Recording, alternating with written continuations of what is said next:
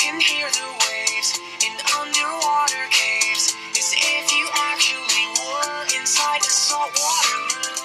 Hey everyone, and welcome back to Bringing Smart Back. So today's episode, we are going to be touring a replica of the Nina and the Pinta. So let's go! Hey everyone, I'm here at a replica Nina and the Pinta, Santa Maria, I love somewhere. So come join me as we go tour it.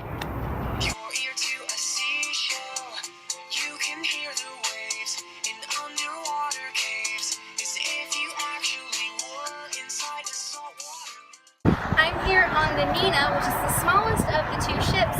And fun fact for you, Columbus was actually on the ship at one point. Now on this ship there would be 24 different people, and as you can tell, it is quite small. You can kind of see how small it is.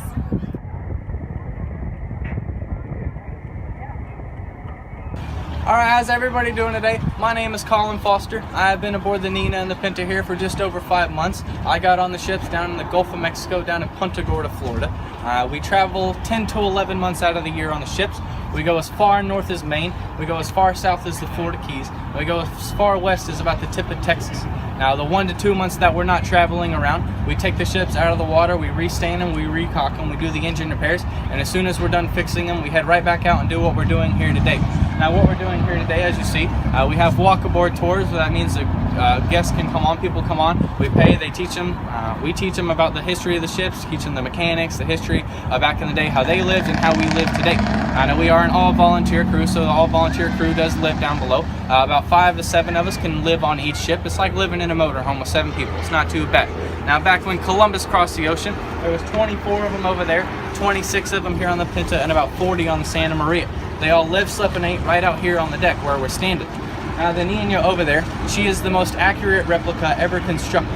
The Pinta that we're standing on here, she is a larger than she should be. She is a 20% upscale. She's 15 feet longer and 6 feet wider than she should be. So this would have been a penthouse to Columbus's original Nina crew. So back in the day, that is Columbus's favorite ship. That one crossed the ocean a total of 6 times. He did it 5 out of the 6.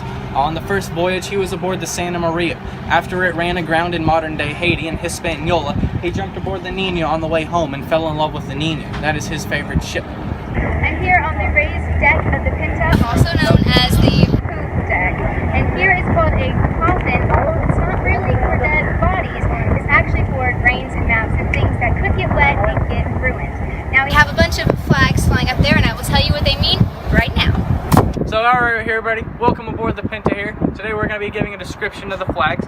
Now here we have our King Ferdinand and Queen Isabella flag. Now this is the flag that flies all the way on our foremast. Now this is a king and queen who funded Columbus for his first 3 voyages.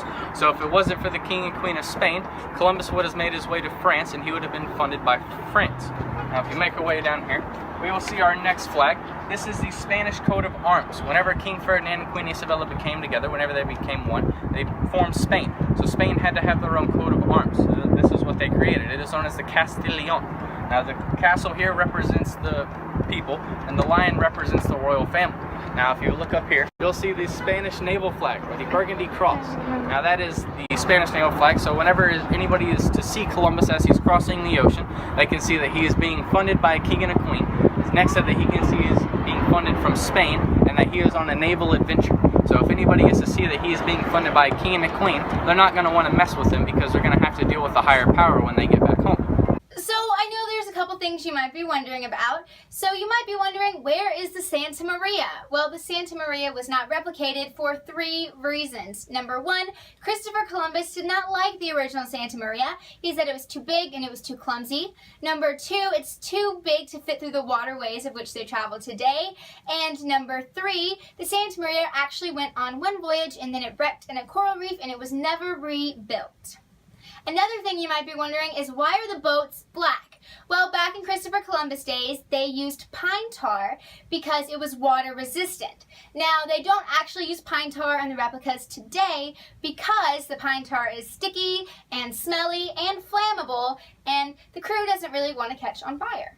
Alright buddy, back here we are in the stern of the ship now. This is where we steer with this 1,800-pound tiller. And it connects to the rudder, which goes 7 feet down in the water, and that's how we steer. Now we pull it all the way back and forth. Pull it up here in the middle. This is where we would be going straight. And if we wanted to go to the right, we would push it to the left. If we wanted to go to the left, we would push it to the right. Now here we keep it in the middle. It is on the King's plank, and right here is where our compass is. So whenever we're in large bodies of water, we can come up here, we look at our compass, and we stay on our heading, and we try to keep it on our heading as close as possible. We can only sail in large bodies of water, meaning we can only open up our sails if we are downwind, and if we are in the Gulf of Mexico, the Atlantic Ocean, or we are in the Great Lakes. I've only sailed one day, and I've been here for 5 months, but I've been in the rivers the whole time, so I can't blame them too much. Thank you so much for watching the video. I hope you enjoyed it, and I hope you learned something new about the Nina and the Pinta. I want to give a huge thank you to Colin, who was in our video, and to the Nina and the Pinta crew, who are also very amazing. If you want to visit a Pinterest board on this episode, the link is down below. We're actually switching the host of our website right now, so our website is not up and running, but we will have a lesson plan for this later on, so keep checking back, and I can put the link down below when it is ready. So I hope you guys have a great rest of the day, and I'll see you later. Bye!